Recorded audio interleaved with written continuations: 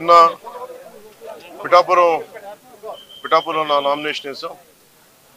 అలాగే ఈ రోజున జనసేన, భారతీయ జనతా పార్టీ, తెలుగుదేశం కూటమి ఉమ్మడి అభ్యర్థిగా జనసేన పార్టీ గ్లాస్ గుర్తు మీద శ్రీ తంగెళ్ళ ఉదయ్ శ్రీనివాస్ ఈ రోజున నామినేషన్ వేయడం జరిగింది. ఇది పాపులర్గా ఆయన టీ టైం ఉదయ్ అంటారు ఆయన. సో అదే రిక్వెస్ట్ చేసాం ఎలక్షన్ కమిషన్ కూడా, టీ టైం ఉదయ్గా ఏమాత్రం పాసిబిలిటీ ఉన్నా దాన్ని బ్యాలెట్ పత్రంలో చేయమని. రూల్ ఒక 56 పేజ్లో ఒక రూల్ ఉంది. సో దాని ప్రకారం చేసుకోవచ్చు. అది కూడా వాళ్ళు కన్సిడర్ చేశారు. ఈ ఎన్నికలు చాలా రాష్ట్రానికి చాలా కీలకమైనవి. వచ్చే ఎన్నిక ఒక 5 సంవత్సరాల కోసం కాదు, ఒక తరం కోసం. ముఖ్యంగా ఓఎన్జీసీ, రిలయన్స్, అలాగే రకరకాల పరిశ్రమలు, కాకినాడ SEZలు, అలాగే ఇంత అపారమైన తీర సంపద ఉన్న ప్రాంతం, విపరీతమైన మత్స్య సంపద ఉన్న ప్రాంతం, ఇలాంటి చోట్ల అనేక సమస్యలు ఉన్నాయి. ఈ ప్రాంతంలో కాకినాడ పార్లమెంట్ అభ్యర్థిగా శ్రీ తంగెళ్ళ ఉదయ్ శ్రీనివాస్ గారు గెలుపు చాలా చాలా కీలకం. అలాగే కొండబాబు గారి గెలుపు కూడా కాకినాడ అర్బన్కి తెలుగుదేశం పార్టీ మీద చాలా చాలా కీలకం. కాకినాడలో రౌడీజం ఎక్కువైపోయింది, గాంజా క్యాపిటల్ అయిపోయింది. ఎటు చూసిన 14-15 ఏళ్ల పిల్లలు కూడా గంజాయిని విచ్చలవిడిగా దొరుకుతూ ఉంది. తల్లిదండ్రులు పడ్డ బాధ చెప్పుకోలేంది. Law and order క్షీణించిపోయింది. మా కూటమి ఇది వైఎస్ జగన్ చెప్పి తను ఒకటిచ్చే హామీ, 5 సంవత్సరాలు అద్భుతమైన మ్యాండేట్ ఇచ్చారు ప్రజలు. ఏ ఒక్కటి కూడా నిలబెట్టుకోలేదు. Law and order క్షీణించిపోయింది. 30,000 మంది ఆడపిల్లలు అదృశ్యం అయిపోయారు. ఉద్యోగాలు లేవు, ఉపాధి అవకాశాలు లేవు, ఏ పథకాలు కూడా సరిగ్గా అందలేదు. ఇలాంటి సమయంలో ఒకళ్ళు కాదు, ముగ్గురం కల్పిస్తున్నాం. ఎందుకంటే 5 కోట్ల మంది ప్రజలకి ఒక పార్టీ కాదు, 3 పార్టీలు కలిసి ఈ రోజున మేము ఒక బలమైన కూటమిగా 2014 ఎలాంటి కూటమిగా ఏర్పడ్డాము. అలాగే ఉభయ గోదావరి జిల్లాలో కూడా, ముఖ్యంగా ఉభయ గోదావరి జిల్లాల్లో జనసేన, భారతీయ జనతా పార్టీ, తెలుగుదేశం కూటమి స్వీప్ చేయబోతుంది. నిన్న చెప్పాను, మనది జంతు ప్రపంచం కాదు, మానవ ప్రపంచం.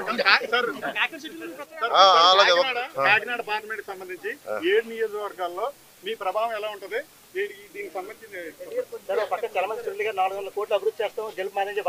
నేను అనేది, మీరు 400 కోట్లు కలెక్ట్ చేశారు మీ పార్టీ గారు 4-5 నెలలుగా. ఎందుకంటే చల్మల శెట్టి సునీల్ గారు నాకేమి శత్రువు కూడా, ప్రత్యర్థి కూడా కాదు.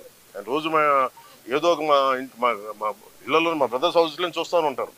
సరే, ఆ పొలిటిక్స్ వేరు, స్నేహం వేరు, కుటుంబ స్నేహం వేరు. నిజంగా ఆయన ఒక పార్టీ మీద నిలకడగా ఉండే వ్యక్తి అయితే నిజంగా ఒక జాలి పాపరే. ఎన్నిసార్లు ఓడిపోయాడు, ప్రతిసారి అవకాశవాదంగా నిలబడటం, వెళ్ళిపోవటం, మళ్ళీ ఎలక్షన్ ముందు రావటం, ఇవన్నీ సరైన సంకేతాలు పంపవు.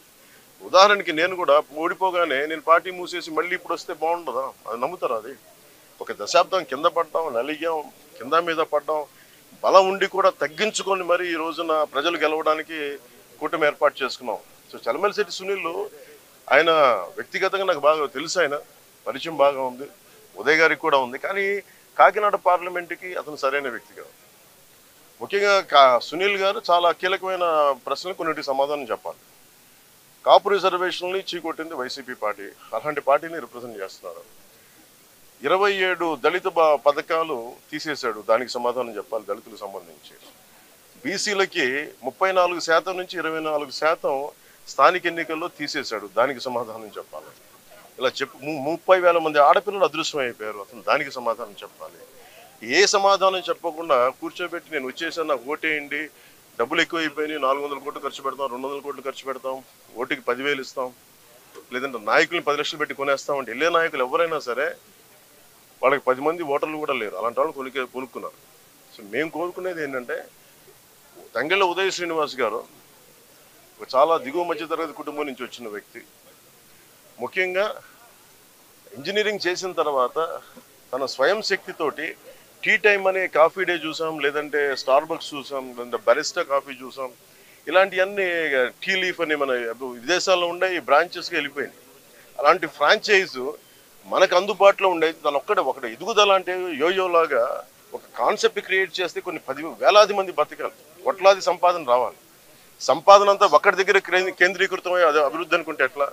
బట్ టీ టైం ఉదయ్ చేసింది, తంగెళ్ళ ఉదయ్ శ్రీనివాస్ చేసింది ఏంటంటే, ఒక టీ టైం అనే కాన్సెప్ట్ పెట్టి మన టీ పొడి తయారు చేసుకొని ఇక్కడ డార్జిలింగ్కి వెళ్ళి కింద పడి మీద పడి రకరకాల మిక్చర్స్ కలుపుకొని ఏటీ బాగుంటుంది రీసెర్చ్ చేసి ఒక 2-3 సంవత్సరాలు ఒక చిన్న షాపు స్టార్ట్ చేసి అది అందరికీ ఆమోదయోగ్యమైన తర్వాత మేము ఇంకో షాప్ పెట్టుకుంటాం. అలాగ దినదిన ప్రవర్ధమానమై ఈ రోజున వేలాది బ్రాంచ్లు అయిపోయింది భారతదేశం అంతా.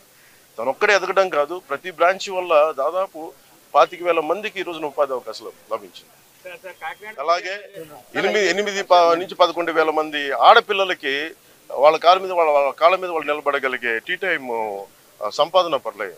సో దీన్ని బట్టి మీరు అర్థం చేసుకోండి, రేపు పొద్దున్న ఎక్కడికి వెళ్ళాలనుకున్నా ఉప్పాడ చీరలు కానీ ఏదైనా బ్రాండింగ్ చేయగలడు, తనకున్న ఎబిలిటీ బ్రాండింగ్ చేయగలడు. కాకినాడని అద్భుతమైన ఏమేమైతే స్థానికంగా ఉత్పత్తులు ఉన్నాయి వాటన్నిటికీ ఇంటర్నేషనల్ బ్రాండింగ్ పట్టుకురాగలిగే సత్తా తంగెళ్ళ ఉదయిస్తుంది.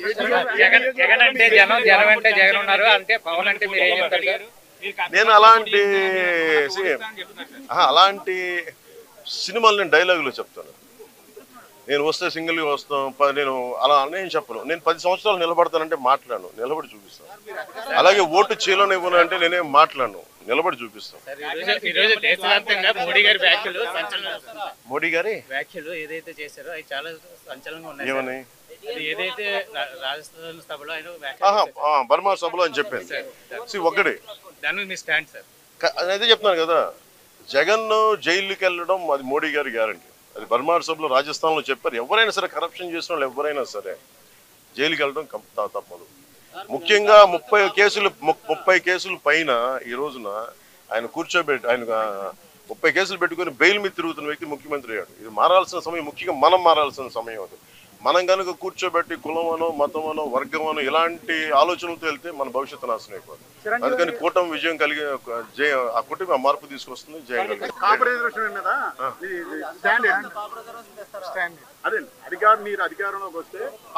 ఇది ఫస్ట్ మీరు చల్మూలు సుట్టి సునీల్ అడగండి. ఫస్ట్ ఈ మాట ఎవరైతే సపోర్ట్ చేస్తారో ఫస్ట్ వాళ్ళ దగ్గరికి వెళ్ళి ఈ ప్రశ్న అడిగి అప్పుడు నన్ను అడగండి చెప్తాను. సీట్లు తగ్గించుకోవడం 21 సీట్లు తగ్గించుకున్నారు. ఆయన 10 స్థానాలకే ఆయన గెలుపు ఆల్రెడీ డిసైడ్ అయిపోయిందని సజ్జలు కామెంట్ చేస్తున్నారు. వచ్చే గెలుపు సజ్జలు చంద్రబాబు చెప్పారు కదండి, బ్రోకర్ మాటలు ఏం పట్టించుకుంటాం.